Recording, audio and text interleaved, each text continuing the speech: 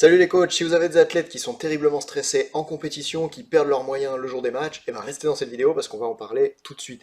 Hier, j'étais justement en train d'entraîner un jeune hockeyeur 14-15 ans, et ce qui s'est passé avec lui, c'est qu'il me dit voilà, en compétition, je perds complètement mes moyens, je suis tout stressé, alors qu'à l'entraînement, ça se passe bien.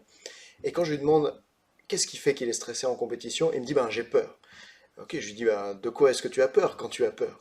Il me dit j'ai peur de rater. Et là je recommence, je lui dis de quoi est-ce que tu as peur quand tu as peur de rater?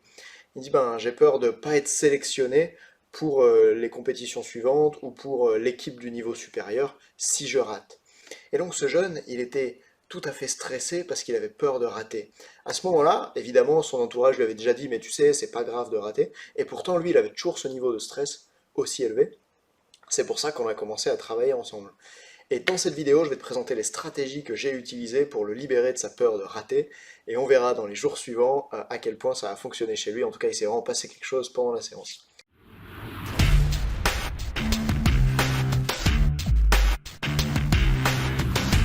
Donc, le premier problème que j'ai décelé chez lui, c'est qu'il pensait que rater, c'était mal. Évidemment, souvent les gens pensent ça, mais ils pensent ça quand ils voient seulement les aspects négatifs de rater. Par exemple, c'est sûr que, et il me l'a dit, hein, bah là, si je rate, ensuite on perd le palais et on risque d'encaisser un but. Si je rate, mes copains ils vont me rejeter et je vais plus être un membre accepté au sein de l'équipe. Mais ça, c'est des choses à court terme, c'est les aspects négatifs qu'il peut voir à court terme. Maintenant, il y a aussi des aspects positifs à rater. Et là, pour l'aider par rapport à ça, je vais poser la question, tiens, mais c'est qui ton joueur préféré? Et donc il m'a parlé d'un Max qui joue en NHL de l'autre côté de l'Atlantique. Et là-bas, ce Max, penses-tu qu'il est arrivé au niveau où il est aujourd'hui en réussissant tout ce qu'il faisait quand il était jeune?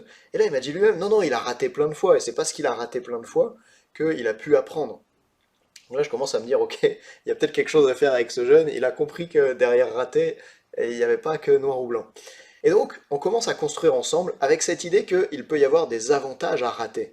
Et c'est ce que je vais vous montrer juste ici. En fait, ce joueur, il est là sur le terrain et il est amené à prendre une décision.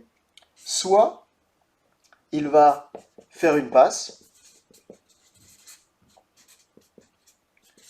Ouais, pour ceux qui ont suivi les vidéos avec moi avant, j'écris pas très bien. Soit il va faire une passe, soit il va par exemple tirer. Et lui, souvent, il va choisir de prendre cette décision-là, parce que faire une passe, il y a beaucoup moins de chances de rater. Il y a beaucoup moins de chances de perdre le palais en faisant une passe que de chances de perdre le palais en tirant. Sauf que, après plusieurs années, s'il a fait que faire des passes, bah, il n'a jamais développé la compétence tirée. Si moi en snowboard je veux apprendre à faire des 360 mais que j'ai peur de rater, bah, le meilleur moyen de ne pas rater un 360 c'est de jamais essayer de faire un 360. Sauf que dans quelques années, dans quelques mois ou jours même, celui qui a passé du temps à essayer de faire des 360, bah, il est beaucoup plus proche d'y arriver que celui qui a jamais essayé. Et donc ce jeune, parce qu'il ne s'autorise pas à rater, il est tout le temps dans le comportement de faire une passe, au lieu de garder le palais et monter vers l'avant pour son équipe, au lieu de tirer par exemple. Et donc ce qui était intéressant ici pour lui, c'était de dessiner ces flèches-là, de dire avec du temps, quand le temps va passer, qu'est-ce que ça va donner? À ce moment-là, il prend conscience que rater, ça fait partie du jeu pour progresser. Mais il n'est pas encore prêt à rater, parce qu'il y a un coup de rater comme celui d'encaisser un but pour son équipe. Et ce que j'ai voulu l'aider à voir à ce moment-là, c'est que peu importe la décision qu'il allait prendre, de toute façon, il allait rater. Je m'explique. Quand il décide de faire une passe, il rate parfois la meilleure opportunité pour son équipe. Imaginez un basketteur qui serait en situation de shoot où personne n'est en train de défendre sur lui, il a le champ libre, et là, pour pas prendre le risque de perdre le ballon, il fait une passe. Ben en fait, il rate la meilleure opportunité pour son équipe de marquer des points, et même la meilleure opportunité pour lui en tant que basketteur de progresser. Donc, si par peur de rater, il prend la décision la moins risquée, eh bien en fait, il rate la meilleure opportunité pour lui et pour son équipe. Et quand on comprend ça, on comprend que quoi qu'il arrive, on est condamné à rater. Imagine tu développes une entreprise, eh ben si tu lances des actions, par exemple tu décides de faire de la publicité comme je l'ai fait à un moment donné, tu prends le risque de rater et de perdre tout ton argent dans la publicité. Mais en même temps, si tu le fais pas, ben, tu prends aussi le risque d'avoir une boîte qui se développe jamais parce que personne n'entend parler de toi.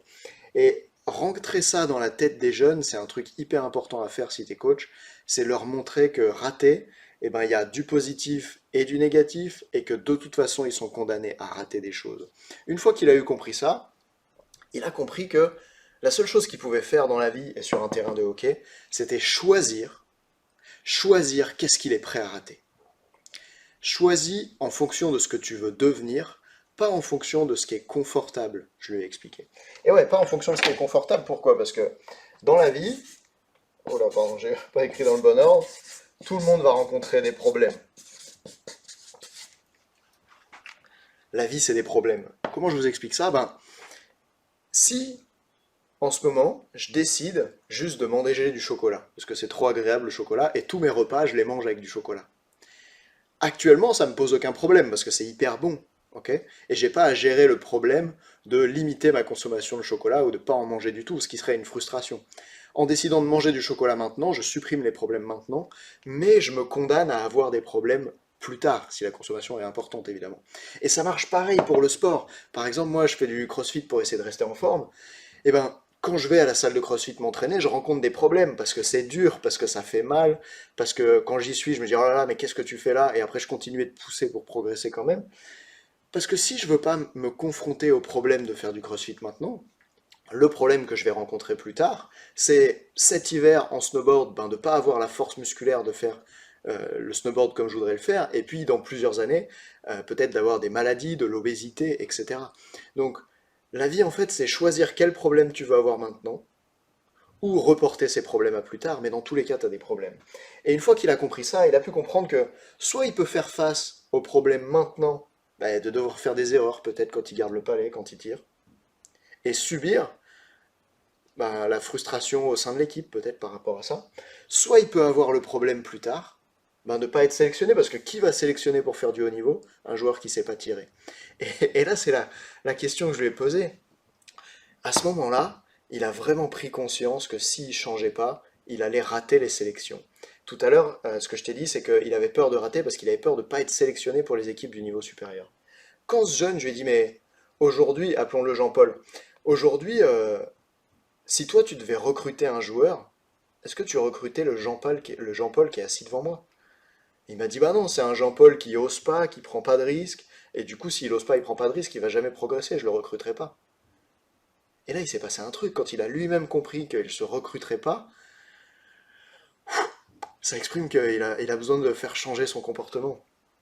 Alors, juste avant que j'aille plus loin, sache que je m'appelle Nathan Delacoste, je suis là pour aider les entraîneurs à avoir des athlètes plus confiants et sereins en compétition, motivés toute l'année à l'entraînement. Si tu veux être sûr de rater aucune des prochaines vidéos, abonne-toi maintenant en cliquant sur la cloche. Allez, on continue. Moi, je lui ai demandé à ce moment-là au joueur de faire une pause. De faire une pause, de prendre un stylo et de noter ce que la conversation l'avait inspiré. Et tu sais quoi? Il a pris le temps d'écrire: je préfère devenir quelqu'un qui rate en essayant que quelqu'un qui rate rien, mais n'essaie rien.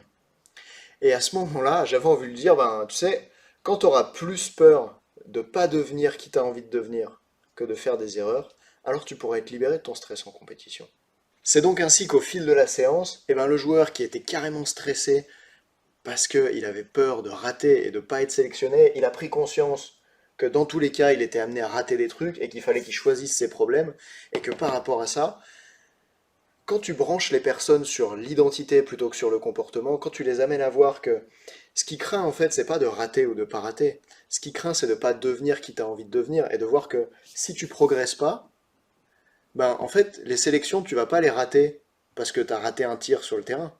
Les sélections, tu vas les rater parce que tu n'auras pas fait monter ton niveau de compétence qui va permettre aux recruteurs d'avoir envie de te choisir au sein de leur équipe. Et quand on a réussi à faire ça, il y a vraiment eu un shift. Ça, c'était la première séance de préparation mentale qu'on a faite ensemble. Et vous avez vu, à aucun moment, j'ai parlé de faire de la respiration pour diminuer le niveau de stress, de faire de la méditation, et toutes ces autres approches comme la visualisation, par exemple. C'est des approches qui peuvent être très pertinentes, mais vraiment plus tard, en optimisation. Si vous rencontrez un préparateur mental et que la première séance que vous faites, et là je parle si jamais tu es sportif que tu regardes cette vidéo, si la première séance que tu fais de la respiration, franchement change de préparateur mental, c'est pas le moment. D'abord il faut travailler sur l'état d'esprit, sur tes croyances pour te libérer de choses comme ça. Alors voilà comment on peut faire un gros chiffre. D'ailleurs si jamais ça t'intéresse que je fasse une vidéo sur comment choisir son préparateur mental, eh bien dis-le moi dans les commentaires. Maintenant, ce que tu devrais retenir de cette vidéo, c'est que tu devrais agir pour devenir la personne que tu veux devenir, plutôt que pour éviter de faire des erreurs, puisque de toute façon, tu vas être confronté à des problèmes. De toute façon, quand tu choisis d'éviter de faire des erreurs, tu fais en fait une autre erreur. Et quoi qu'il arrive, comme tu vas faire des erreurs et des problèmes, eh bien prends plutôt les décisions qui vont te permettre de devenir la personne que tu veux devenir. À propos de devenir, je parlais dans la précédente vidéo d'aller en compétition pour devenir bon plutôt que pour vérifier que tu es bon. Et si tu veux savoir comment aborder une compétition difficile ou aider tes athlètes à aborder une compétition difficile, eh bien clique maintenant sur la vidéo qui se trouve là juste en dessous. Sinon, abonne-toi à la chaîne pour être sûr de ne rater aucune des prochaines vidéos et mets-moi un petit pouce pour que l'algorithme me recommande. Allez, à bientôt, ciao. Et souviens-toi, entraîne l'humain derrière la machine.